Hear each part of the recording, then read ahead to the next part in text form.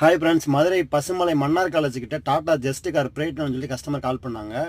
வண்டி ஸ்டார்ட் பண்ணி பார்த்ததில் பேட்டு சிம்பிள் மட்டும் இருந்துச்சு. இப்போ வண்டி ஸ்டார்ட் பண்ணி பேட்டு லைட் வந்து ஆஃப் ஆகலை. என்னன்னு செக் பண்ணி பார்த்ததில் பெல்ட் வந்து கலண்டு இருந்துச்சு.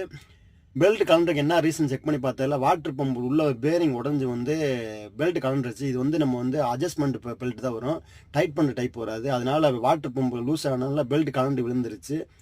ஸோ கஸ்டமர் கவனிக்காமல் முன்னால் பெல்ட்டை வந்து கண்டுபிடிக்க முடியல. ஸோ அதனால் வாட்டர் பம்ப் வந்து டாட்டா ஓய் வந்து ஃபிட் பண்ணுறோம்.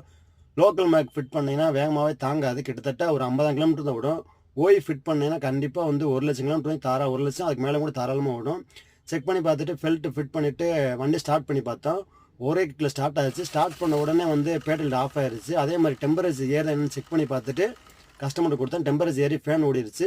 செக் பண்ணி பார்த்துட்டு கஸ்டமருக்கு கொடுத்தேன். கஸ்டமர் சாட்டிஸ்ஃபைடாக இருந்தாங்க. இந்த வீடியோ பிடிச்சதுன்னா நம்ம சேனல் லைக் பண்ணி ஃபாலோ பண்ணி வச்சுக்கோங்க. கார் சம்மந்தப்பட்ட நியூஸ் வேணும்னா கீழே இருக்க நம்பருக்கு கால் பண்ணுங்கள். தேங்க்யூ.